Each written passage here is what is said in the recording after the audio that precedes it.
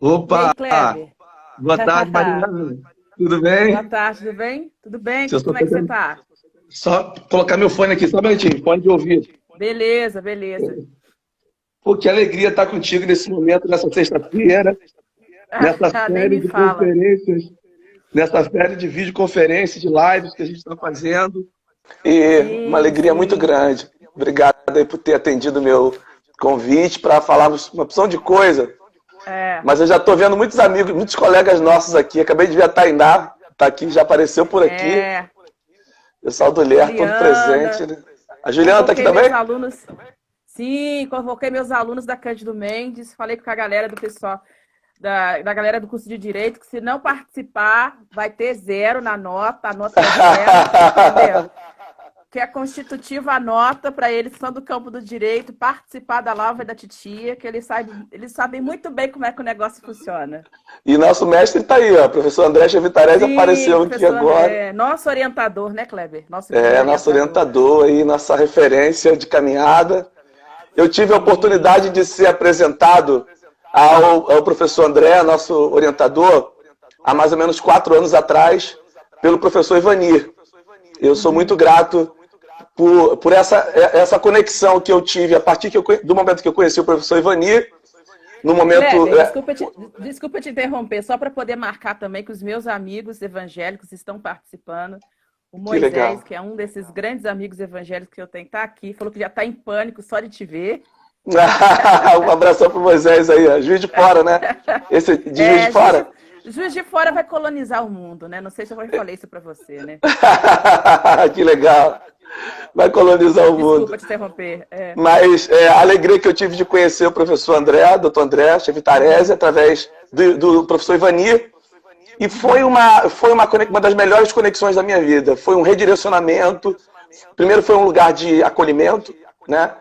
E em seguida esse lugar de redirecionamento, porque a partir do André eu comecei a ter acesso a outras bibliografias e comecei a repensar muito da minha caminhada, ter um lugar de fala muito mais consistente a partir do momento em que você se depara, você começa a cruzar relações, começa a ter uma visão de cristianismos, né, sobre esse conceito de cristianismo que é bem, muito fortalecido aí pelo Uhum. André, a crítica que ele faz sobre essa caminhada da teologia no Brasil, enfim, no mundo. E a partir do André e do professor Ivani, eu conheço o Lier, conheço a Juliana Cavalcante, que está aqui, que é parceirona nossa também, e me preparo para fazer a prova em 2018. E eu passei e estou no PPG-HC desde então. Então, sou muito. E lá eu conheci pessoas maravilhosas. E acho que a partir do ano passado a gente esteve mais perto. A partir do começo desse ano. Foi. Não, do ano Ano passado mesmo. passado. Ano Nós passado. ficamos mais próximos. Então, você, como coordenadora do LER, enfim, um grupo muito legal, muito bacana de gente que está pensando religiões, espiritualidades, experiências religiosas, a partir de um laboratório de história, não apenas a partir de um lugar da teologia, de particular, mas a partir de relações, de cruzamentos, de história. Então, eu estou feliz demais de estar aqui contigo. Você é uma pessoa que Que bom. tem me influenciado muito positivamente. Ah, eu agradeço. Eu sou meio suspeita para poder falar do professor André, né, que é nosso orientador. Sim, E a primeira vez que eu ouvi o nome do professor André foi no curso de teologia, né, aqui em Juiz de Fora, quando a gente estava estudando sobre história do cristianismo. E uma professora citou e o André passou a ser uma das referências ali, né, naquele momento. Mas nunca pensei na minha vida estar na UFRJ e também ser orientanda do professor André, porque é engraçado, porque as pessoas às vezes perguntam, mas ele não é do cristianismo, ele está orientando o seu trabalho que fala sobre história da África. Eu falei, olha, eu acho que você deveria ter pelo menos uns cinco minutinhos de dedo de prosa com ele para compreender, né? E o professor André, eu lembro que quando eu levei o meu projeto de pesquisa para ele, né, quando eu levei a ideia de pesquisa, ele me apresentou algumas referências da literatura africana também, né? E uma delas certo. que é Guerreiras da Paz, que é um livro que eu já conversei com a Juliana Cavalcante, que é Coordeno Lé junto comigo, que é um livro que a gente quer escrever sobre essa experiência dessas mulheres na guerra, né? E a Uhum. partir dessa leitura, começou a abrir os meus olhos para outras leituras também. Eu já vinha com uma carga de leitura sobre história africana pelos grupos de estudo que eu participava aqui em Juiz de Fora, e também muito em função das minhas amigas Candaces, né, que fazem parte, que eu fazia parte de um coletivo que chamava Candace, Organização de Mulheres Negras e Conhecimento, e a ideia era difundir essa literatura silenciada, e principalmente de mulheres africanas, né? Aí o meu viés passou a ser totalmente na perspectiva africana, né? Então, eu particularmente devo muito isso ao André, ao professor Ivani também, né, que também é meu orientador. Claro. E essa releitura que a academia traz nessa perspectiva dessas literaturas silenciadas, né? Então, sou meio suspeita para poder falar do professor André e do professor Ivani, né? Eu acho que a forma como eles trabalham vem nos conduzindo para que a gente possa para que nós possamos juntos encontrar meios possíveis para a mulher, nos dá a possibilidade de pensar para além do que a gente está fazendo hoje, né? Então, eu que não sou do Rio, que sou de Juiz de Fora, tenho uma outra construção, uma outra perspectiva, encontro no LER uma pluralidade de pessoas, de entendimento, de conhecimentos, né? Então, aí Legal. hoje em parceria de trabalho de coordenação com a Juliane e com a Bruna, e de comunicação com a Juliane e com a Tainá, né? A Tainá é uma outra pessoa que veio somar, faz parte do grupo de gênero. Parceirona, Tainá Luiz. Sim, sim. E a visão dela ali, eu brigo com ela que é a pititinha do grupo, né? Então, a visão dela pontual ali nos dá possibilidades também de compreender essas novas abordagens do LER, né? Então, eu acho que, para mim, está sendo um grande aprendizado. E falo que jamais na minha vida, enquanto, como eu posso dizer, ex-crente, né? Pensei que eu poderia estar com Kleber Lucas, né? Kleber Lucas que a gente escutava, as músicas de Kleber Lucas no culto da Assembleia de Deus que eu participava. Jamais, jamais, né? E tinha aquele grupinho do grupo jovem mais clean, né? Sei. Kleber Lucas, tem que escutar Kleber Lucas. E eu vi as fotos do Kleber Lucas. E quando me falaram sobre Kleber Lucas, eu falei, meu Deus, me belisca que eu tô sonhando, é ele mesmo, né? Mas eu acho que isso vem somar para todos nós, né? Vem somar. Isso. Mariana, eu lembro que eu estava esses 4 anos atrás, eu estava numa roda de conversa, almoçando, tomando um café com o professor André Chevitarese e o Daniel Juste, que está lá no Pará, que é um parceirão nosso também de caminhada. Vou estar com ele semana que vem, numa live com ele. Quando a gente começou, o André estava começando a falar comigo sobre uma possível pesquisa que eu estaria desenvolvendo, que ele estava sugerindo, e a gente estava ali alinhando algumas coisas sobre um objeto e tudo. E foi sugerido por ele um material do Frantz Fanon, Pele Negras e Máscaras Brancas. Então, foi um dos primeiros livros que eu li dessa nova bibliografia, li várias vezes, fiz vários fichamentos, me chamou muita atenção. Foi quando eu pensei em te convidar para tratar desse tema, sobre a descolonização do sagrado, ela está muito pautada dentro desse conceito de Fanon, sobre o maior desafio, quando ele fala sobre o maior desafio do negro ser não a descolonização do outro, mas a descolonização de si mesmo. Essa perspectiva que é forjada a partir de uma identidade imposta, a partir do cancelamento da identidade, e um tipo de identidade que é feita a partir do olhar do colonizador. Então, isso me deu margem para te provocar esse debate, essa conversa nossa, porque eu trabalho cristianismos, eu trabalho cristianismo no Brasil a partir do século XIX, dentro do corte do protestantismo. E vai diminuindo, sim, você conhece bem meu projeto. Mas talvez o que eu queria te chamar a atenção aqui sobre esse lugar, também material do Marshall Sahlins, do Thompson, que vai nos aproximando desse conceito de experiência. Porque o cristianismo traz as mesmas ideias colonizadoras de outros saberes que estão chegando no Brasil, de modernidade, de pós-iluminismo, então você percebe que o cristianismo ele dialoga diretamente com a visão de mundo europeia que está chegando para o Brasil. Sim. Inclusive sobre essa mensagem cristã que se propõe a dar um sentido de espiritualidade, ela é altamente colonizadora no sentido de praticamente anular qualquer experiência fora do cristianismo.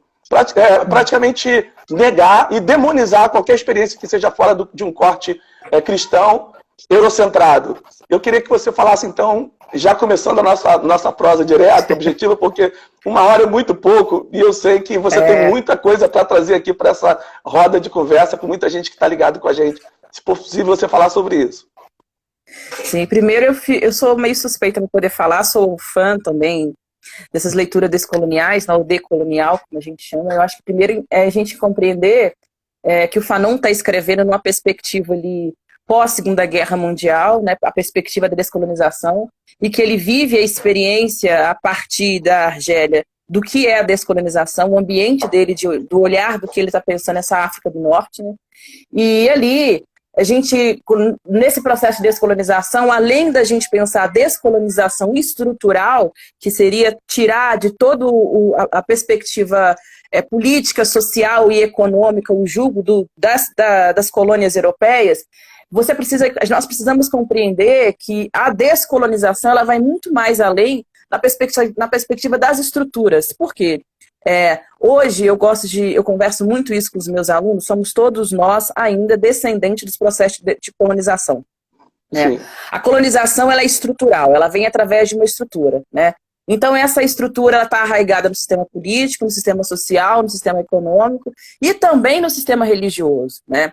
Quando a gente pensa no processo de descolonização, a gente pensa primeiro nessa estrutura, entre aspas, que a gente pode chamar de física. Por quê? Eu sei localizar o social, eu sei localizar o religioso e eu sei localizar o econômico. Mas pensar nesse descolonização a partir do sujeito, ele é muito mais além, né? Então, por exemplo, quando eu vou falar perspectiva cristã, não pontuando evangélicos e católicos, chega no Brasil, ela já vem num processo de colonização, né? Então, todas as nossas relações, a partir dessa experiência, já começaram a ser colonizadas, né? Então, a relação que o presbiterato da Igreja Católica vai ter com o seu público, ou o pastor da Igreja Evangélica vai ter com o seu público, é uma relação colonial.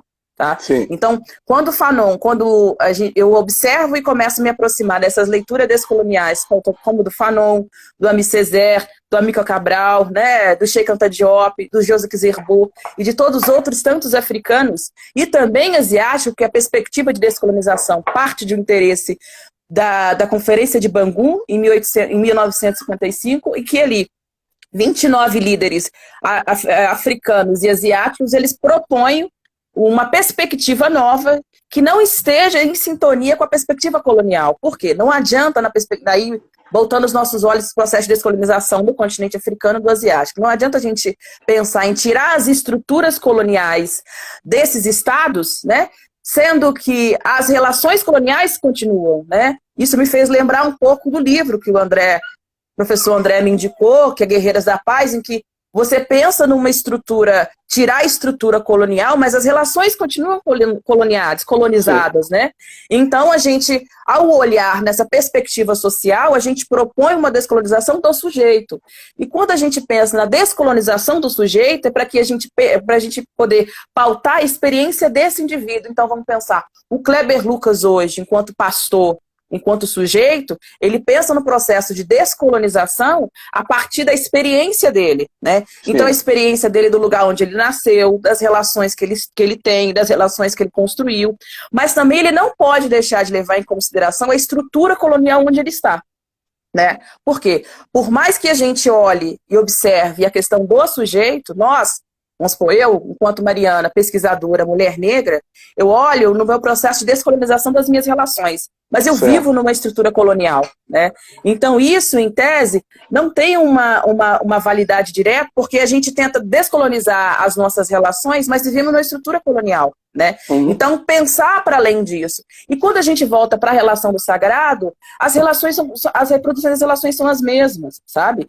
Por exemplo, eu venho observando e muito feliz o movimento o movimento que vem acontecendo dentro das igrejas evangélicas, que é o movimento negro evangélico, e que propõe uma inserção dessa experiência do homem negro e da mulher negra a partir das suas relações na sociedade. Ou seja, enquanto uma pastora negra ou um pastor negro, eu me entendo enquanto sujeito negro na sociedade, sabe? Não vai ser assumindo aquela religiosidade branca ou embranquecida, né, que eu vou deixar de sofrer preconceitos, entendeu? Por mais que eu observe que, olha, isso eu lembro que quando eu estava desenvolvendo o meu projeto de da ciência da religião, que foi observar as relações pentecostais envolvendo as relações de raça, eu observei que nessas relações, ao assumir posturas colonizadoras, essas pessoas, elas subentendem que elas estão à margem de sofrer qualquer tipo de preconceito. Pelo contrário, né? Uhum. Porque a identidade religiosa e a identidade dos sujeitos, elas são totalmente diferentes. Então, já compromete o sujeito, né? Essa coisa o ambiente já compromete o sujeito. Ele tem que se adaptar, ele tem que ter a permissão do ambiente, ele não está presente na luta diretamente, mas ele tem que ter autorização, ele não tem lugar, ele tem esse corpo negro, de um homem negro e de uma mulher negra dentro de um ambiente cerceador, de um ambiente branco, excludente, como estruturas de racialidades presentes no discurso, ele vai incomodar. Você pode chegar. Então, até a ideia de conversão. Você é muito bem-vindo, desde que você não traga consigo a sua história. Você é muito bem-vindo no nosso meio, desde que você não... Isso é muito perverso dentro de um evangelicalismo colonizador. Você chega, você é muito bem-vindo, mas a sua história é demonizada. Você tem que negar a sua história, você tem que rejeitar tudo que você viveu e qualquer tipo de experiência. Você é muito bem-vindo, mas não traga nada do que você experimentou lá, porque o sagrado está aqui dentro. E fica essa presença de negros dentro de um ambiente branco, de um evangelicalismo branco, sem voz. Então, ele tem uma identidade que é uma outra coisa. Ele perde o seu lugar enquanto sujeito e passa a ter uma identidade que aponta para uma outra coisa, de um sujeito estranho. Então, muito complicado. Sim, a gente pontua, eu falo a gente enquanto movimento negro, né? Mesmo não estando inserida diretamente no grupo, eu ainda me faço um movimento negro. Que o nosso corpo preto fala, o nosso corpo preto é política. Então, você, Kleber Lucas, eu, Mariana, Rogério, que é nosso amigo também, é preto, Júlio. E ao assumir, a professora Lucimar, a professora Lavínia, ao assumir as nossas identidades negras nesse espaço acadêmico, a gente assume um posicionamento político. E isso vai desde não alisar mais o cabelo até posturas incisivas. E falar, olha, isso é racismo, isso é machismo. Então, mesmo nesses espaços institucionais, porque o espaço sagrado também é uma instituição, esse tipo de discurso não é aceito, porque são instituições que ainda projetam e estão se valendo pelas relações coloniais, e quando a gente coloca o nosso discurso de descolonização lá, seja através da raça, do gênero e das identidades, ou então da questão da questão de pensar a pluralidade social, nós estamos desagradando o discurso. Então, quando você chega com um discurso de pautar a sua experiência de sujeito negro, então seu discurso não é validado pelaquela instituição, né? E eu falo, exceções não vão dizer sobre a maioria. Então, por mais que você, pastor Kleber Lucas, tenha uma projeção social, política e religiosa por ser quem você existem espaços que vão te cercear porque você é negro. E isso precisa tem que estar bem entendido entre nós. Porque eu sempre falo, eu antes de ser mulher sou negra. Né? Sou preta. As pessoas vão ver o meu corpo preto para depois saber se eu sou homem ou se eu sou mulher. Ou qual é a orientação sexual que eu quero seguir. Isso é a mesma coisa com qualquer um de nós, homens e mulheres negras. As pessoas vão nos ver como pessoas pretas, pessoas negras. Né? Aí a questão de identificação de gênero religiosa é depois. E querendo ou não, existe um movimento de invisibilização das nossas experiências e que imputa o que o Fanon vai dizer, né, nesse processo de embranquecimento das relações. Ou seja, quanto mais perto de uma perspectiva de uma identidade branca eu estiver, mais eu vou projetar que eu não vou sofrer nenhum tipo de racismo. Então, seja desde fazer algum tratamento estético para afinar o nariz, diminuir os lábios, né, alguma coisa estética corporal, o cabelo. Então, eu vou embranquecendo nas minhas fisionomias e também na minha forma de pensar, para poder ir compreendendo que quanto mais perto do ideal branco eu estiver, menos pelos processos de racismo eu vou passar. Então isso é o que o Fanon vai chamar dessa pele negra das máscaras brancas, né? Que são essas múltiplas identidades desse processo de embranquecimento que nós vamos assumindo. E é engraçado, do ponto de vista não cômico, né? Que nós, homens e mulheres negras, vamos dizer, por exemplo, eu pego a partir da minha experiência, eu sou uma mulher de 32 anos. A forma como eu fui criada é diferente da forma que eu vou querer criar meus filhos. Né? A projeção para a identidade negra vem do processo de descolonização. Diferente Sim, da sim. experiência que a minha mãe, minha avó teve, minha tia tem, minha prima e eu, por exemplo, eu pontuo. Da perspectiva social, minha prima e eu somos, Maria Luísa, que hoje é pós-doutora em Ciência da Religião, somos as únicas da família, no ramo da minha avó, né, que ousamos ser muito mais além do que aquilo que as estatísticas nos obrigavam a ser. Então, nós escolhemos outra profissão, né? E porque não vejo como demérito nenhum, né? Minha mãe é empregada doméstica, minha tia também, eu não vejo nenhum tipo de demérito. Mas aí é o lugar da experiência, sabe por quê? Mesmo eu, formada, doutoranda, já passei por vários processos. Eu lembro que quando eu trabalhava numa escola confessional, foram duas questões bem interessantes, pensando nesse processo de descolonização. Primeiro, que eu dava aula de ensino religioso, e a escola achava que ensino religioso era catequese. Eu falei, não, ensino religioso para mim não é catequese. Catequese as crianças vão fazer no sábado, né? E eu não sou professora de catequese. E depois, uma experiência que, conversando com os alunos com uma relação que não tinha necessariamente a ver com questão de gênero e raça, um aluno levantou o dedo e falou assim, professora, por que você não continua sendo empregada doméstica? Nesse momento, eu engoli seco, mas a minha vontade era de descer aquela Mariana que você de vez em quando você conhece, né? Conheço bem essa Mariana. Mostrar para ele. Todos que convivem com você conhecem bem essa Mariana. De mostrar que não é bem assim. Mas eu não podia. Então eu mudei e falei, olha, eu já fui empregada doméstica, mas eu quis mudar a minha profissão. Mas ali ficou claro para mim que nessa estrutura social, religiosa, a qual eu estava, por ser teóloga, eu sou enxergada como uma mulher preta e que tem uma relação não positiva socialmente, né? Porque aqueles alunos, e muitos deles, grande maioria de classe média, né, só veem as mulheres pretas e os homens pretos exercendo trabalhos ou na faxina, ou fazendo ser jardineira. Eles não veem a possibilidade de projetar uma professora preta dando aula para eles. Então, isso está muito mais além das experiências deles, né? Então, quer dizer, por mais que eu descolonize as minhas relações, a estrutura ela é colonial. O espaço não está percebendo. Eu percebo muito isso a partir do momento que as pessoas que me ouvem há muitos anos cantando, de repente me veem falando no lugar de fala, o desconforto que isso gera, o desconforto de saberem que por trás de um poeta, de uma música cantada que lhes atende do ponto de vista afetivo, da espiritualidade, existe a realidade de um sujeito que tem uma história de pertencimento, que tem raízes profundas, que tem laços de afetos fora do cristianismo e que nunca abriu mão disso. E que dialoga dentro do ambiente de família com diferentes, inclusive a nossa caminhada contra a intolerância religiosa, ela está muito pautada em cima de uma história de um sujeito que sempre esteve sempre conseguiu manter esses laços afetivos de história e de respeito. Então, a partir do momento, com o advento também de uma tecnologia onde se é possível não apenas ver um Kleber Lucas que canta, mas um pastor que fala, que tem um texto, eu estou vendo várias pessoas da nossa comunidade aqui, quero mandar um beijo para a Nega Rô, que está aqui também.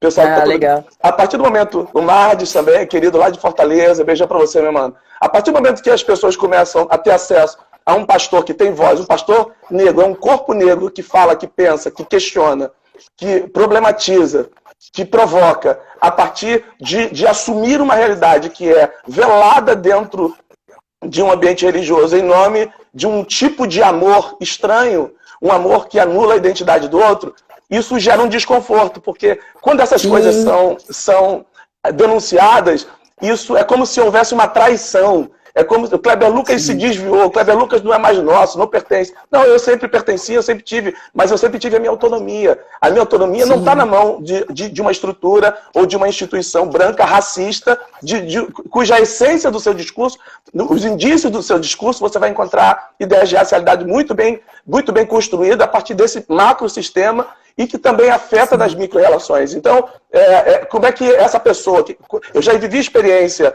E eu denuncio essas experiências de chegar como homem negro em alguns lugares com a minha roupa e ser discriminado e ser criticado por causa da minha roupa. O meu cabelo por causa... Lembra daquele cabelo que eu tinha, do Zé Curubu? Sim, tô tentando deixar meu cabelo crescer. É tão que lembro. E de chegar em alguns lugares e ver na porta da igreja, um diácono da igreja, um homem branco, falar assim, ó, isso não é cabelo de gente. E ver isso, você É denunciar um isso. processo de desumanização, né? Não é cabelo de Exatamente. gente? Como assim não é cabelo de gente, né? Então eu Exatamente, acho mas que... assim, de E... viver isso aí, e viver também, desculpa, Mariana, viver também uma Não, que isso. situação de o jeito de vestir, o jeito de falar, o jeito de você ter um lugar que confronta tudo isso, é uma sensação que dá para muitos. Ah, por que ele está se envolvido com isso? Não, eu não estou me envolvendo com isso agora. Eu tenho uma construção de uma identidade que passa, que perpassa, porque antes de ser um cristão, eu sou um homem negro criado na favela, amparado por cristãos e não cristãos, por não religiosos, amparados por terreiros candomblecistas, umbandistas, mães de santo, pais de santo, sendo cuidado por eles, tendo em laços familiares essas expressões culticas religiosas, essas experiências religiosas, e nunca tê-las negado e nunca ter me afastado dos meus entes queridos e dos meus laços por conta da minha experiência dentro do cristianismo. Por identificar que dentro do cristianismo é possível você ter um espaço de diálogo, de respeito. Apesar de ter uma macroestrutura e a grande maioria de pessoas que têm a confessionalidade cristã no Brasil serem pessoas preconceituosas, sim. E esse preconceito não está necessariamente verbalizado, ele não está escrito, mas ele está nos indícios, como a gente tem falado tanto. Sim, sim. E esses indícios, eles falam por si, né? E acredito que, na perspectiva teológica que eu venho trabalhando, porque eu sou teóloga e historiadora de formação, a minha primeira formação é em teologia, passei quase 5 anos estudando no seminário arquidiocesano aqui de Juiz de Fora, e as minhas experiências lá foram colonizadoras, né? Só que, ao sair da teologia, eu ainda me lembro de um episódio muito engraçado, e quando eu terminei a faculdade de teologia, eu quis fazer mestrado na PUC, na perspectiva da perspectiva bíblica, né? E a prova, e nesse processo de estudo, eu também estava fazendo pós-graduação em Ciência da Religião. E Ciência da Religião é uma área mais aberta, né? A gente vai falar sobre as pluralidades, as identidades. E eram 2 questões. Uma, você respondia a partir do material referência bibliográfica, e a última questão era assim, a salvação está em, você tinha que completar. Na minha cabeça, que já tinha saído do processo de teologia cristã e começou a estudar as pluralidades, como que a salvação está em todas as coisas, sabe? Pensando nessa multiplicidade religiosa. Aí eu não passei na prova. Aí eu peguei a prova, muito chateada, fui conversar com o Faustino Teixeira, né, professor Faustino Teixeira, que foi meu professor na UFJF. Ele falou, Mariana, como é que você me faz uma coisa dessa? Você está querendo entrar numa estrutura cristã, colonial, fechada. A salvação não está em todas as coisas, está em Jesus Cristo. Aí eu parei, pensei, e falou, então eu não quero fazer meu mestrado em teologia. Eu vou começar a buscar e a construir um aparato teórico, metodológico, para que eu possa entender outras questões na perspectiva religiosa. E é assim que também dá o meu encontro com outras religiões, né? Eu experimentei a igreja católica, nasci num berço católico, né? Minha família é católica, mas pensando naquele catolicismo popular, né? Que eu falo que a gente dá café pro santo, que se demorar a gente vai tomar uma reza da benzedeira assim, e depois a gente vai na igreja evangélica para poder rezar com os pastores. Passei um bom tempo nessa experiência da igreja evangélica, na Assembleia de Deus. Depois saí, mas sempre firmando o pé, né? Fui crismada, fiz primeira comunhão, crismada, né? Fui professora de crisma, olha só, Jesus, fui professora de crisma na Igreja Católica, participei das pastorais, só que eu não me encontrava, sabe, Kleber? Quando eu fiz esse movimento inverso de sair com todo esse aparato teórico, metodológico que eu adquiri, eu fui olhando para outras experiências que não estavam inseridas nessa salvação de Jesus Cristo, né? Ou que esse Jesus Cristo estava tão colonizado, mas tão colonizado, que ele não poderia abarcar essas outras experiências. Tem um teólogo muito interessante estar falando isso aí, que é o Guy Wilmore, que ele vai falar exatamente que o Cristo que é apresentado é tão branco, é tão europeu, que ele passava, que a experiência dele enquanto homem negro era, eu me sentia um estranho perto dele. Mas ele, é o que o professor Ivani fala, né? Ele fala assim, gente, Jesus Cristo ficou no Egito escondido, né? Se ele fosse branco europeu, ia ser o primeiro a ser visto, né? Exatamente. Então, né? é entender isso. E eu lembro que isso foi aflorando, e eu agradeço muito a você pela provocação do convite, porque esse convite que você me fez de estar na live com você me permitiu voltar a mergulhar novamente nessa perspectiva teológica, né? Porque mesmo hoje, não estando na confissão cristã, a teologia está arraigada aí a forma de ver e de conversar com as pessoas.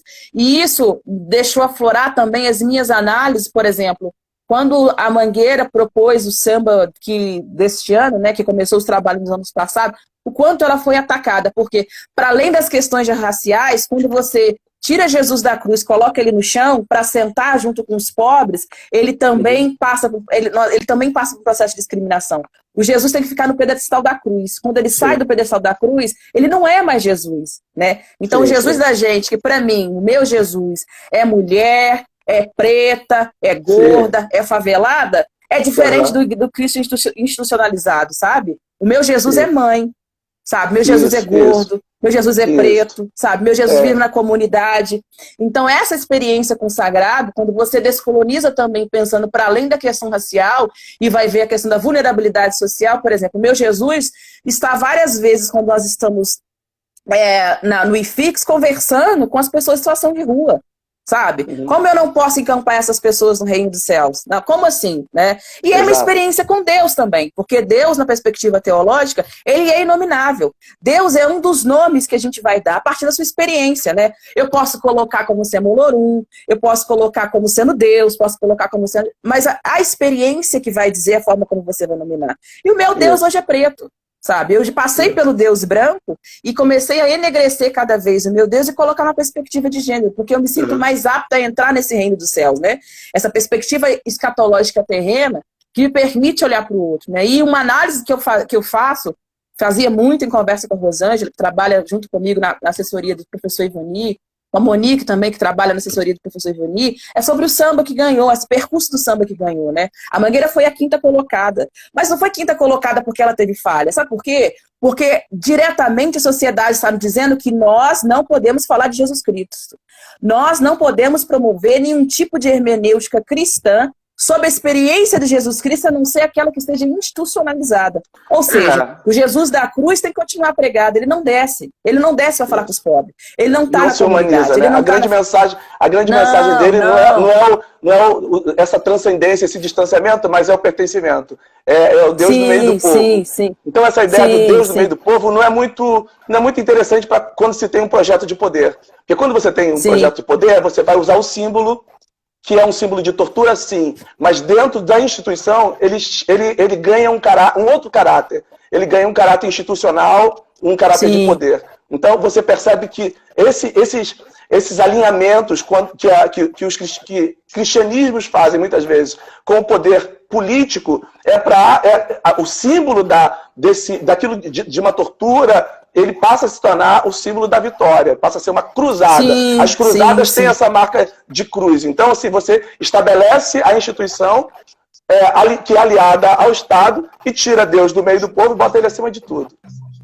São 2 exemplos que você colocou muito bem aí, que me permite até voltar numa aula que eu estava conversando com os meus alunos de Sociologia Jurídica. Eu falei assim, 2 símbolos importantes para a gente entender como está arraigado o poder temporal, que é o Estado, e o poder espiritual. É a cruz e a espada, sabe? Sim. A cruz e a espada sempre empunhadas para cima como símbolos de poder que vão marcar a sociedade.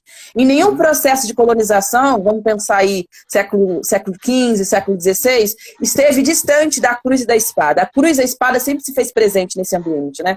Hoje, a nossa espada é de uma outra forma, que vem através do poder político, né?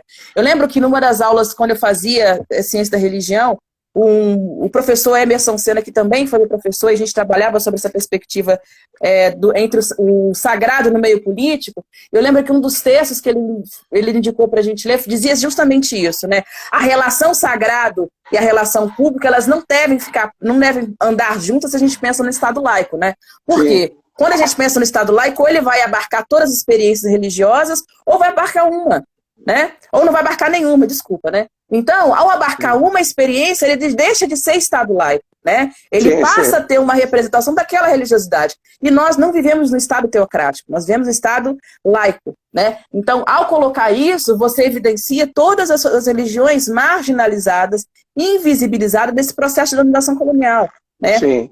E isso de forma direta ou indireta. Por exemplo, não precisa você chegar num ambiente, perguntar num ambiente público, perguntar se a pessoa é ou não é cristã. Você começa a ver símbolos religiosos, seja a cruz, a Bíblia, né? Então você já vai vendo qual é o enredo que está posto por trás daquela afirmação religiosa, né? Por trás daquele contexto. E essas leituras, Kleber, eu falo, elas não são diretas, elas são sempre indiretas. É no ato da observação das relações, né? Eu lembro que quando eu fui a primeira vez na Alerj, aí do Rio, eu fiquei olhando assim, falei assim, gente, essas pinturas aqui, meu Deus do céu, né?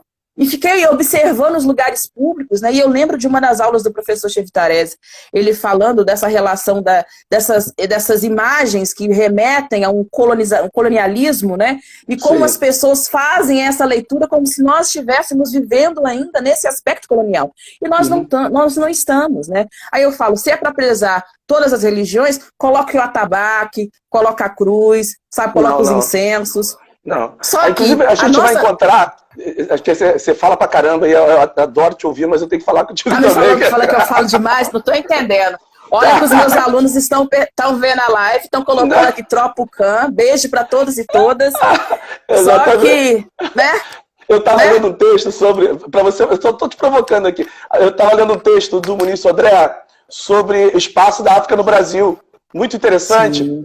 E você percebe que não existe muita diferença entre o estabelecimento de um movimento católico colonial com o Brasil republicano e nas principais praças do Brasil, templos protestantes, numa disputa com o catolicismo, e ao mesmo tempo eles têm uma coisa em comum, são ideias europeias que chegam para abarcar e para tomar os espaços, ao ponto que outras experiências religiosas são afastadas desses principais centros e colocadas na periferia, não participando, porque é vista como demonismo.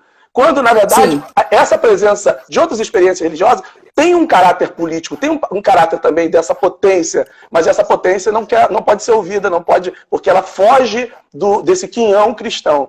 Isso é complexo, porque a gente percebe que não é apenas uma disputa religiosa, mas é uma disputa de espaço e uma disputa de mercado também. Sim, principalmente de mercado, né? Eu lembro que uma das conversas que a gente teve no LER, e o professor Ivani enfatizava isso, né? As religiões cristãs, né? A ramo católico, ramo evangélico pentecostal, com essas várias denominações, eles não estão disputando com a gente, né? Candomblecistas ou bandistas, estão disputando entre eles. Só que nesse processo, eu falo, eles estão disputando quem desdemoniza mais, né? Por exemplo, eu lembro que nos cultos que eu participava para poder fazer minha análise do processo do projeto da ciência da religião, eu observava que todas as pessoas que estavam ali, elas sabiam falar todos os nomes dos orixás, sabe? E desde as orixás relacionadas à religião do candomblé e desde das entidades relacionadas à Umbanda. Aí eu falei assim, gente, existe uma outra experiência por trás. E nos meus processos de análise, de investigação, de conversa com os líderes dessa igreja, eu pude perceber que eles já tinham uma experiência dentro das igrejas, que hoje nós chamamos, das experiências religiosas que nós colocamos com religiões de matriz africana. E nesse processo de conversão, elas começaram a demonizar. Por quê? É nesse processo de, entre aspas, eu vou usar uma palavra que eu não gosto, que é negar, né? De negação dessas experiências, que você faz outras construções, né? Por quê? O projeto de invisibilização das tradições, das experiências religiosas de matriz africana, ele vem dentro de um histórico de racialização das experiências, né? Ou seja, tudo aquilo que não remete a uma experiência europeia, eu vou colocar como inferior, né? E aí a gente vai fazer um diálogo com Hegel, que vai colocar no texto dele sobre África quais são as experiências africanas, vai descrever as experiências africanas e por que elas são inferiores em relação às experiências europeias. Então, se eu tenho uma experiência cristã aqui no Brasil, que vai ver as experiências africanas como um todo, como inferior, obviamente que essa prática ela vai se proliferar dentro do espaço estrutural, dentro da instituição, né? E isso até hoje, eu fico pensando... Kleber, e tentando entender por que isso ainda acontece, né? Porque o movimento negro evangélico ele vem promovendo vários diálogos com líderes, com lideranças femininas e masculinas de outras tradições, e aí não falo só as religiões de matriz africana, e vai pautando também essa questão da identidade, né? porque eu acredito que ao pontuar a questão da identidade negra, né, independente das nossas opções religiosas, a gente vai fortalecer cada vez mais a luta antirracista. O que isso significa dizer? Que eu, enquanto hoje iniciado numa religião tradicional africana, e você, enquanto pastor evangélico, nós podemos somar as nossas lutas contra todas as formas de opressão, seja por conta de gênero, sim, raça, acessibilidade, vulnerabilidade, sem colocar em pauta a questão das nossas religiões. Elas podem se unir, claro. Existe uma perspectiva de união, sabe? Mas eu fico pensando, mas por que a gente não consegue fazer essa projeção? Porque existe um sistema capitalista. E a gente não pode deixar de falar que o capitalismo ele se alimenta dessas relações, dessas práticas colonizações, dessas práticas coloniais até hoje, que não quer fazer com que isso acabe, sabe? Então, sim, você vender o óleo ungido na igreja, você vender a água benta na igreja, e ela tem um outro significado. Você vai vender o sal ungido na igreja, tem uma outra dimensão. É diferente de falar assim, olha, vai pegar uma água benta, uma água consagrada num terreiro de Umbanda ou numa casa de candomblé. Tem uma outra perspectiva, porque a demonização sobre essas experiências, ela acontece no processo de colonização. Isso, e aí uma outra coisa que a gente não pode deixar de pensar, o processo de colonização é arraigado no sistema cultural, ou seja, nossas práticas culturais, elas são coloniais. Então, por mais que você pense, você ainda sobrevive sobre essas práticas. Não tem como você sair do mundo hoje para observar o planeta e falar, deixa eu ver o que está acontecendo. Você é uma pessoa dentro dessas experiências, né? E eu lembro que quando eu fui participar de uma atividade em Burkina Faso, com o professor Jacques e o professor Ivani, uma das perguntas de uma pessoa lá que estava participando, né, africana, ele falou assim, como você entende a relação de tudo que é construída de forma não positiva em relação à África? Como a África deve se postar em relação a isso? Eu falei, olha, primeiro eu acho que a África, né, enquanto continente, deve entender que está no mundo, né? A África está no mundo. E ela precisa entrar no jogo do mundo, para entender como se postar e como vai dialogar com essas experiências, né? Desse processo de visibilização. Então isso é muito forte, sabe? E eu penso que se a gente não projetar possibilidades de construirmos juntos essas relações, cada vez mais o sistema colonial ele vai se adequar e se reconfigurar e acabar engolindo as nossas experiências, sabe? A gente tem que invisibilizar, a gente não pode deixar que sejam invisibilizadas essas experiências, né? Esses tipos de experiências com o sagrado. Da mulher preta, do favelado, do morador, da pessoa em situação de rua, da pessoa com deficiência, com pessoas com necessidade. Então, assim, não podemos. O Cristo, ele está para todos, sabe? Eu acho que, para além de tirar ele da cruz, para além de enegrecer, colocar ele como mulher, é pensar que ele está para todas as experiências. Essa pluralidade, né? Esse próprio deslocamento do cristianismo primeiro para a Europa, você constrói, e é possível se pensar assim, dentro desse universo, que o cristianismo nasceu na Europa. Ele é branco. Sim. Que assim, essa perspectiva é uma perspectiva muito forte, muito presente quando se chega no Brasil, porque as ideias do hemisfério norte, elas não estão sozinhas dentro da teologia. A teologia não anda sozinha. A teologia é irmã de outros pensamentos, irmã, né? É irmã de outros pensamentos, e ela está exatamente em linha. Ela vai ter o respaldo de setores sociais. Por um lado, se ela tem uma disputa com o catolicismo, por outro, você vai ter uma adesão e um acolhimento da maçonaria, que vai favorecer, que vai acolher as ideias protestantes no Brasil. Isso é fato.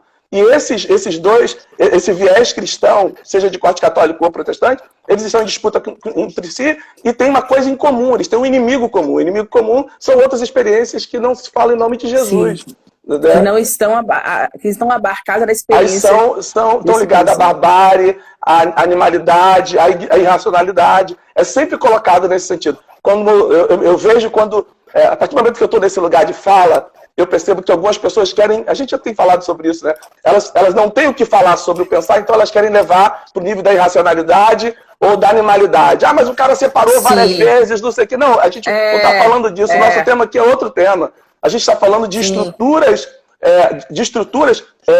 perversas. Um texto maravilhoso que eu estava lendo da Hannah Arendt, dentro da nossa pesquisa, ela fazendo essa leitura do Eichmann em Jerusalém, no julgamento dele em Jerusalém, sobre a banalidade do mal, e ela percebe que ele está completamente inserido dentro de uma estrutura. Ela vai falar das ideias de Kant que estão presentes na vida daquele homem comum, onde o mal estrutural está presente ali. Então, mas a religião, ela quer colocar o mal num lugar de transcendência, num lugar distante, Sim. mas na verdade são estruturas perversas que constituem esse mal histórico e do qual a religião evangélica e outras religiões, outros cristianismos, eles andam de braço dado, eles chancelam-se por isso aí, eles se respaldam nisso aí, dizendo a nossa verdade tem inclusive um caráter de ciência teológica, de ciência da religião, seja isso o que for.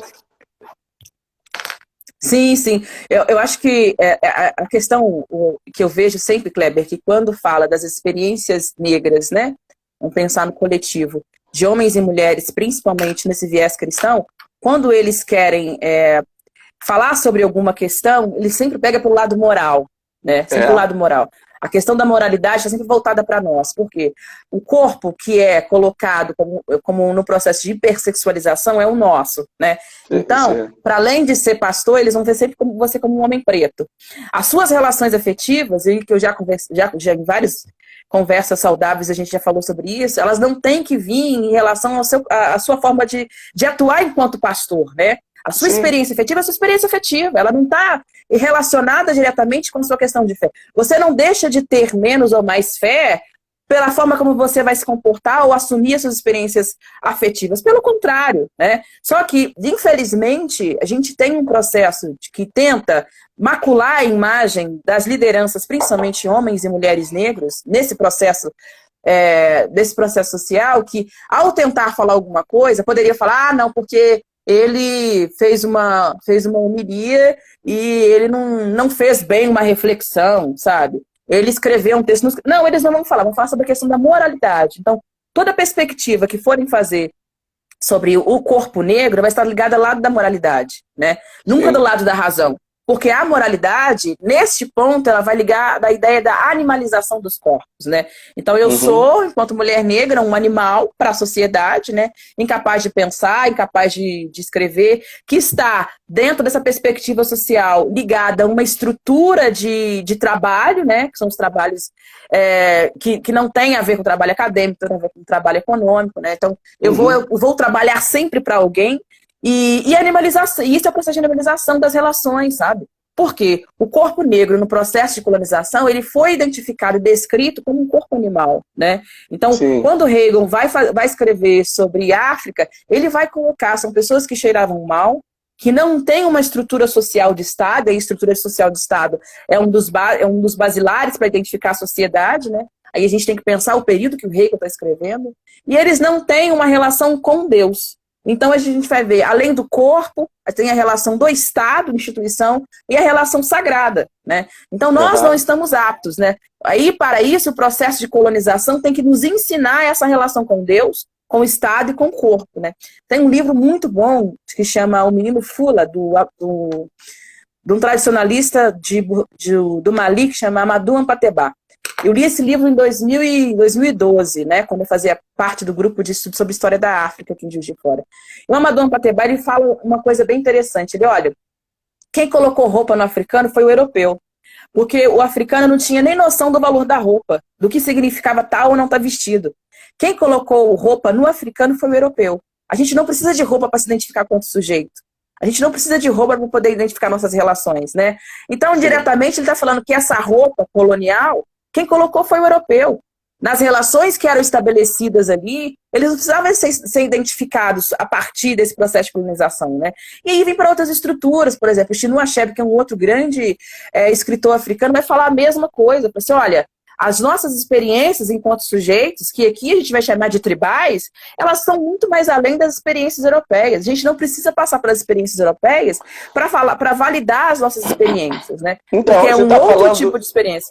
Você está falando, eu tô muito no Muniz, estou lendo muita coisa interessante do Muniz Sodré, que fala muito sobre isso, sobre a lógica europeia, que é a lógica da mente, em contraste com a lógica africana, que é uma lógica do corpo. O corpo que fala, o corpo por onde passa o sentimento, passa o pensamento. E a lógica europeia, que é uma lógica cristã, que também está dentro das estruturas europeias, é que o corpo é o trapo. Miserável homem que sou. Inclusive, ele tem um texto, eu peguei essa fala do Sodré e me lembrei de um texto onde São Paulo apóstolo diz: miserável homem que sou, quem me livrará do corpo dessa morte? Quer dizer, essa coisa do corpo como uma coisa negativa e a mente, o pensamento como o mais elevado, como o lugar da perfeição.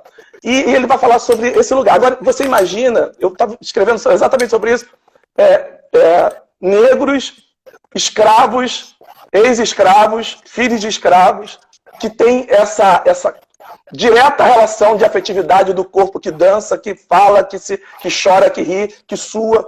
De repente ele chega dentro de um ambiente tradicional de evangelicalismo que diz o seguinte: você pode cantar, mas você não pode se movimentar. O corpo está completamente inerte.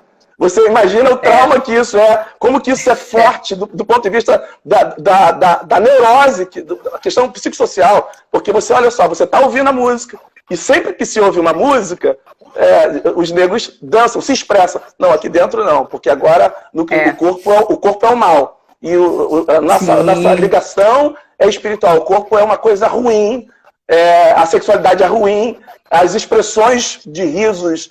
Mas o que eu percebo também é que vai haver uma resistência. Não vai ser... Essas imposições, elas não serão completamente aceitas. E é no indício que onde se propõe a pensar uma espiritualidade do corpo também. Uma experiência religiosa que se expressa no corpo dentro de um corte do cristianismo no Brasil. Daí, eu penso que setores do cristianismo de caráter pentecostal raiz, ele tem esse retorno do homem e da mulher negra para a experiência pautada a partir de expressões do corpo, de cair, de rodar. Então, quando você vê... E essa coisa também é problematizada, é vista como uma coisa demoníaca por setores do cristianismo. Você não precisa disso, você não precisa se manifestar desse jeito. Eu já vivi experiências inúmeras no sentido de chegar, estar cantando e chegar no final um pastor branco fala assim: você é muito bom, mas por que você fica tão suado assim? Será que você poderia tomar um banho melhor? Você poderia tomar um banho melhor porque você fica suado e as pessoas reparam. Então, assim, essa coisa de demonizar a experiência do corpo. De repente você vai encontrar, em ambiente pentecostal raiz, o negro chegando, dançando, rodando, vivendo e revivendo experiências que ele já viveu, uma experiência de família. E é lindo isso, mas é também ridicularizado por um cristianismo branco, colonizador e dominante. Sim, essa ideia desse cristianismo protestante racional, que está muito mais ligado à razão do que a gente vai falar, entre aspas, a emoção, né? Então, as minhas experiências de trabalho, de análise com as igrejas pentecostais, elas estão em linha direta do que você está falando. O que eu observo lá, né? Aí essas várias denominações, essas ramificações das igrejas pentecostais, elas cantam, elas dançam, elas batem palma, elas gritam, elas riem, né? Elas têm essa ligação direta com o que a gente vive fora desse ambiente religioso. Em contrapartida, você vai ver um cristianismo mais racional, ligado para a ideia da razão, que vai excluir tudo ligado à emoção, né? Então você pensa no cristianismo racional, aquele cristianismo sisudo que a gente brinca, né? E exclui essa experiência. Então eu acredito que isso também é até uns processos de marginalização das experiências pentecostais e neopentecostais. Claro, porque elas estão ligadas a essa experiência negra, né? Que o corpo fala, que o corpo pulsa, que o corpo também soa, né? E diferente de um cristianismo mais central, mais racional, que vai pensar na questão da fé e que vai dialogar com o Estado, né? E que ele passa por outras questões. Esse cristianismo, dentro desses cristianismos, né? O corpo fala, né? As ações falam. Elas estão muito mais além do que uma experiência única, né? Por isso que eu acho que quando você começa a pontuar a questão da experiência de Thompson, né? Que Thompson pontua essa questão da experiência, Marshall Salles, e também autores africanos vão falar a importância das experiências do outro sujeito, a gente vai observar que essa experiência do pentecostalismo, do neopentecostalismo no Brasil, já é uma experiência de descolonização. Porque por mais que a gente esteja pensando em estrutura, quando você coloca o seu corpo para falar, para pular, para suar, entendeu? Tá em contato com o outro, ele tá no processo de descolonização, sim, sabe? Por mais que as relações coloniais você possa observar através das estruturas postas, mas já é um processo de descolonização, sabe? Então, eu lembro uma vez que eu vi um post enorme vindo de Niterói para o Rio, de um movimento evangélico de mulheres negras. Aí eu falei, gente, movimento evangélico de mulheres negras, eu tenho que saber aonde está isso, como é que é isso, porque me interessou saber, porque, claro, eu tô aqui pé lá e bem cá, né, por ser religiosa, hoje em outra confissão, mas o meu lado de observar, de querer ver, entender, também fala, sabe? Por exemplo, quando eu falo de um Cristo descolonizador, na perspectiva de gênero, é esse Cristo que vai denunciar as mulheres que são vítimas de agressão, são vítimas de abuso, dentro e fora das igrejas. É essa pastora que passou por um processo de imposição social, imposição financeira, sabe? Vamos denunciar os maridos, os pastores ou membros da igreja que promovem algum tipo de espólio financeiro sobre as suas mulheres, sabe? Então, é esse Cristo que vai denunciar, entendeu, Kleber? Então, eu acho que essa perspectiva que a gente está tendo de abertura, ela fomenta outros olhares sobre essas experiências e vai nos levar a entender aquilo que o André sempre nos fala, que a princípio eu não recebi de muito bom tom, né? Falei, imagina, é uma teóloga formada na igreja católica, eu vou falar em cristianismos. É cristianismo, só tem um. Mas hoje, entendendo essa pluralidade na diversidade, eu compreendo, sabe? Eu compreendo dessa questão. A gente tem que sim falar sobre gênero na igreja.